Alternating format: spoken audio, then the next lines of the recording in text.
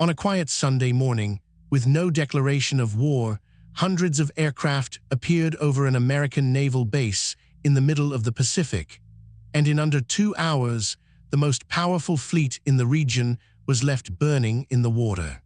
It looked like one of the greatest military victories in history. The men who planned it knew better. One of them had warned that this attack would not win the war. It would only wake up an enemy far too strong to beat. This is the story of the attack on Pearl Harbor, a perfect strike that solved nothing and doomed the very nation that launched it. Let's break down how it actually happened. By 1941, Japan had been at war in China for years, and its ambitions were spreading across the Pacific and Southeast Asia. But its war machine ran on imported oil, and most of that oil came from the United States. When the United States cut off oil exports to pressure Japan into stopping its expansion, Japan's leaders faced a brutal choice: back down or seize the oil-rich territories to the south and fight anyone who tried to stop them. They chose war, but there was a problem sitting right in the middle of the ocean. The United States Pacific Fleet, based at Pearl Harbor in Hawaii. If Japan struck south, that fleet could sail out and cut its forces to pieces. So Japan's planners reached a cold conclusion. Before the real war even began, the American fleet had to be destroyed in a single blow. The mind behind the attack was Admiral Isoroku Yamamoto. He had lived in America.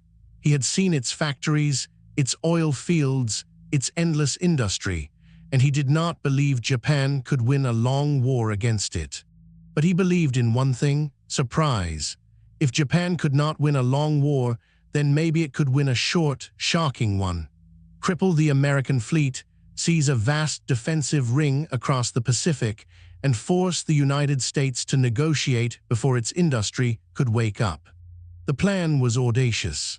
A fleet of 6 aircraft carriers would sail thousands of miles across the empty North Pacific in total radio silence, approach Hawaii undetected, and launch a massive air strike at dawn. Every part of it depended on absolute secrecy. Just before 8 in the morning, on the 7th of December, 1941, the first wave arrived over Pearl Harbor. More than 350 Japanese aircraft would strike in 2 waves. The Americans were caught almost completely by surprise.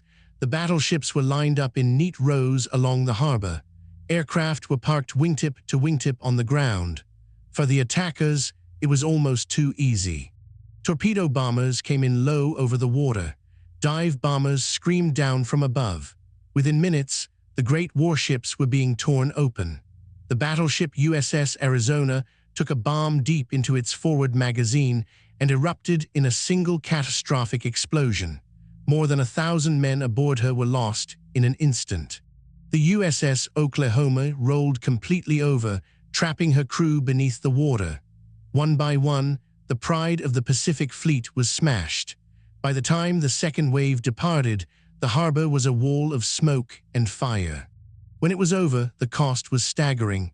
8 American battleships were sunk or badly damaged. Nearly 20 vessels in all were hit. Almost 2,400 Americans were killed and over 1,000 more wounded. Japan lost just 29 aircraft. On paper, it was a crushing, one-sided victory. But here is where the story turns, because the perfect attack had 3 deep and fatal cracks running through it. The first crack, the aircraft carriers. Japan's true targets were the American carriers, the ships that would decide the coming war in the Pacific. But on that morning, not a single American carrier was in the harbor. They were out at sea. They survived completely untouched. Japan had aimed for the heart of the fleet and missed the one thing that mattered most. The second crack, the base itself. The Japanese pilots had struck the ships, but they left the harbor's fuel storage tanks and its repair yards almost intact. Millions of barrels of fuel and the docks needed to rebuild the fleet were spared. A proposed third wave to finish the job was never launched. And so the base that would power America's counterattack survived the day. The third crack was the deepest of all. Many of the battleships had not been destroyed. They had been sunk in the shallow water of the harbor. In the months and years that followed, Most of them were raised, repaired, and sent back into the fight, several of them to take their revenge on Japan later in the war. And then there was the greatest miscalculation of all. Japan had hoped to shock the United States into staying out of the war. It achieved the exact opposite. A nation that had been deeply divided about entering the war was united overnight by a single morning of fire. The very next day, President Franklin Roosevelt stood before Congress and called it a date which will live in infamy. Within an hour, the United States had declared war. Now the sleeping giant was awake, and it was the most powerful industrial nation on Earth. In the years that followed, American shipyards would build aircraft carriers faster than Japan could ever sink them. The short, shocking war Yamamoto had gambled on became exactly the long war he feared he could not win. This is the great lesson of Pearl Harbor. A brilliant tactical victory can still be a strategic disaster. Japan won the morning of the 7th of December, but by waking the United States without destroying its carriers, its fuel, or its will to fight, it may have lost the war in that very same morning.